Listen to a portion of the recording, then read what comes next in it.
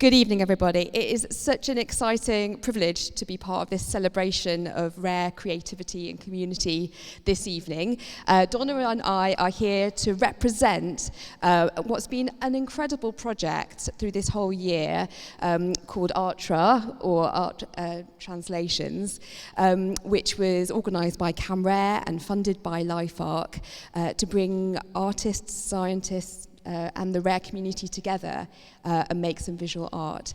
So I'm sure most of you know or would agree that medicine is a combination of art and science.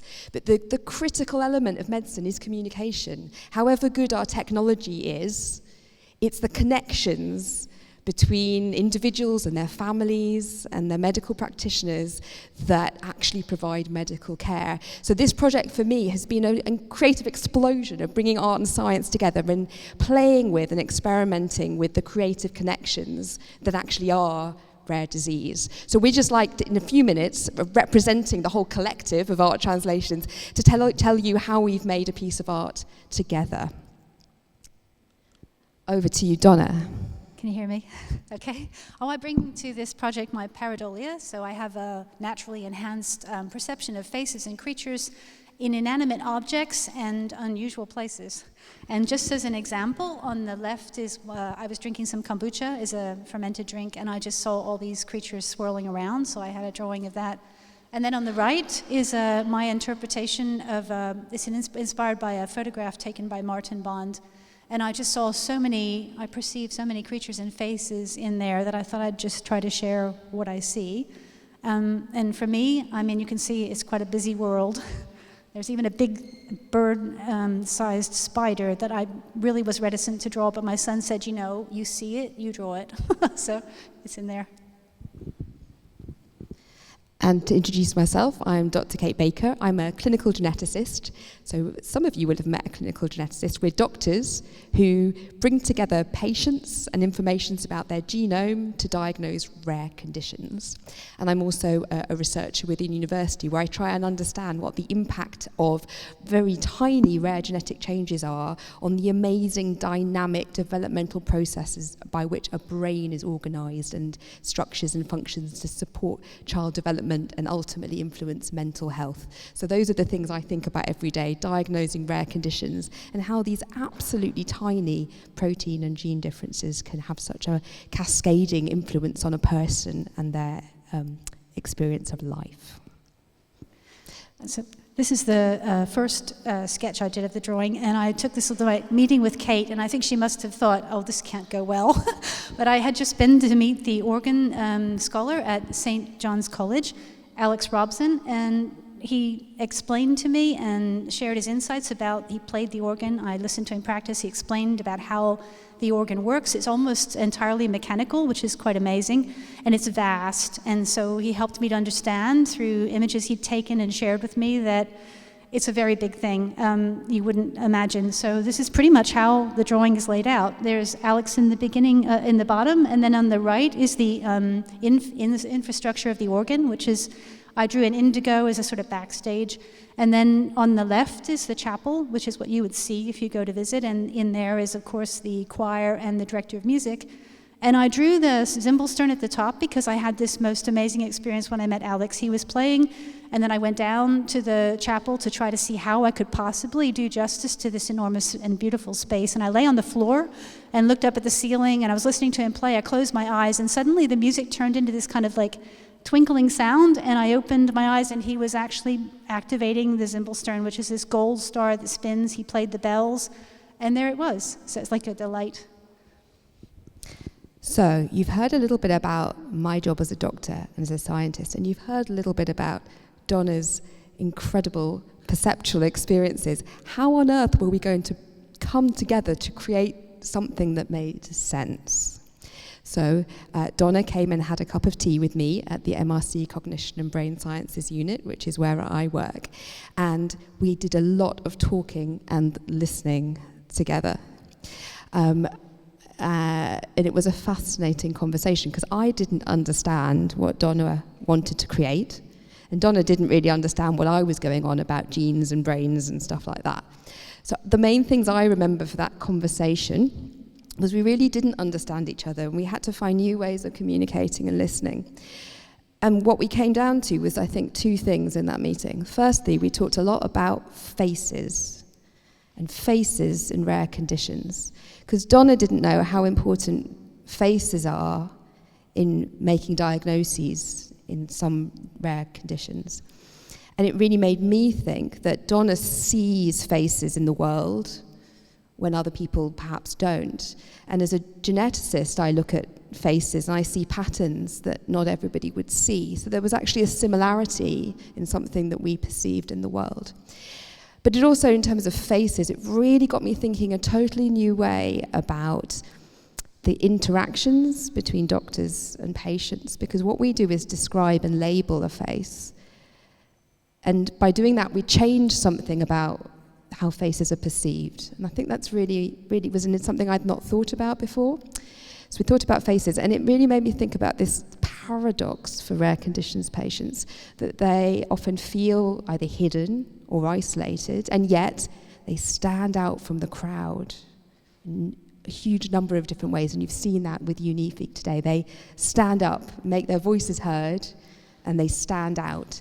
So we had this idea about faces being both hidden and yet a really important part of rare identity. So that was faces. And the second thing we talked about was we couldn't make this art without involving people with rare conditions. In addition to Donna's own diagnoses, we couldn't make a piece of art about faces and hiding and standing out from the ground if we weren't going to involve people with diagnoses.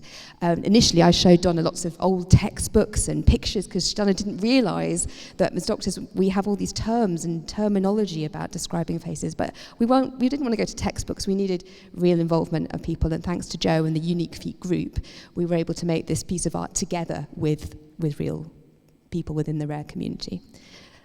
So then what happened was we went together to St. John's College Chapel to hear Evensong, because I still didn't really understand what Donna was talking about, lying on the floor listening to the organ, and how this was about the connectedness of mechanics and nature and sound, and I needed to experience it. So we went together to Evensong. And Donna, do you want to say something about that?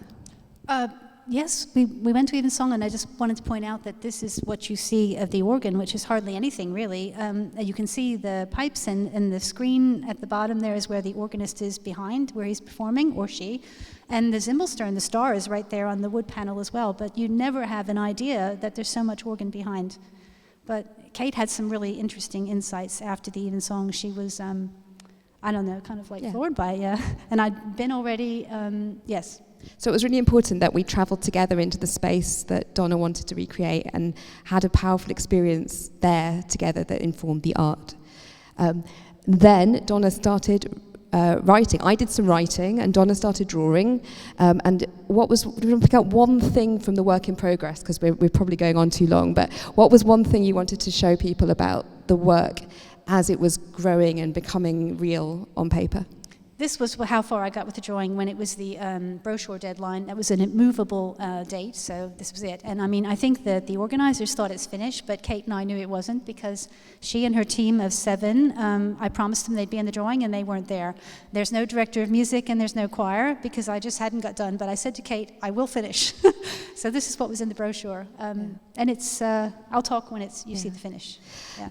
And then the final picture, which is a bit difficult to see because there's a lot in there, but come and see it, experience it as part of the exhibition, and see what you see in the picture, and connect with it in a way that makes sense to you. But the most important things for me here was about creating a picture that generates a connection between individuals with rare conditions, some of whom I know, some of whom I've been involved in their own rare conditions journeys, and our experience as doctors and scientists of trying to illuminate and shed light on and listen to what it means to have a rare condition, and that collectively we're inside this space here, which is the chapel, and actually genuinely sharing something about nature, biology, life, and development.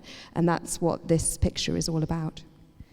And what and Donna wanted to highlight one thing that makes that's really important to her about the picture? I have, one thing I did get into the picture in the last slide was the 6 faces of people from the Unique Feet. I found it quite emotional to watch tonight because I recognized at least 3 of the young people who are in the drawing. So if you can find them, there are the faces of 6 people from Unique Feet. And I simply put them where I would have seen pareidolia, I put their face in instead. So I also wanted to show sound, was a personal desire of mine, and so I managed to find an amazing architectural acoustic engineer, Dr. McLuskie, and he actually is in Cambridge, and he came along to organ recital with me. He talked about what the colors of sound could be and how they might look and what they would do. And he talked about the space, a very long, deep space, and that the sound would pinball down the big hall, bounce off the back wall, and pinball back, and then the organist would actually hear again what he'd played several seconds later. So it's actually really difficult to be an organist. And the organ actually breathes as well. The organ takes in air, shared air, just like the air that we all breathe, and it takes it through bellows, up through the pipes. There's actually organ pipes here, I noticed, comes out into the room as sound and music. And what I did get Kate in there with her scientists, and they're carrying candles, which you never have in this chapel, except at Christmas time for the candlelit service. So it's just as well the director never got back to me. He couldn't be in it because I didn't get pictures to use as a reference for him. He's a relatively new director. And they're very busy there. Services every day, sometimes 3 in a day, so I understand why he couldn't respond. So his lectern is empty, and also the choir stalls are empty. And Raf, my acoustics man, said, well, the sound would come down and it would merge with the voices and it would make those candles flicker that the scientists are carrying, and it would maybe blow their hair. So I went home and I thought, okay, well then maybe their skirts are blowing. And I thought, well, and this chapel, they don't carry their music into the service. They leave it at the lectern and on the choir stalls, which is unusual. And it's not bound, it's like papers. And so I thought, okay, well, they're not there to hold the papers down. The sound is really strong. The papers are going to fly. So in the left-hand corner, it's kind of like a Harry Potter. The papers, the music's taking flight. And it was a nice, delightful way to finish the drawing. I also want to just mention about the star. I was so excited about the star that I've done a special limited edition for this exhibition is launched, and I've actually hand embellished the Zimbalstern star in pure gold, true gold, 24 karat gold. So you can see them here, and they're up for grabs. And it was a really good, fun thing to do. And it's hard to see them because the light's so bad in the gallery, but you have to look hard. Great, Donna. So to sum up, from ripples of ideas come gold embellished stars, and I think what we're seeing tonight across all the celebrations is the power of connection, community, creativity, collaboration that really grows from the concepts within the RARE community. So thank you to CamRARE for making the project possible. I think there's actually going to be a lot of different sort of spin-off outcomes from it, and I've learned a lot. And thank you to LifeArc for funding it, Unique Feet and CamRARE, and Alex, St.John's and Raf. Thank you very much, everybody.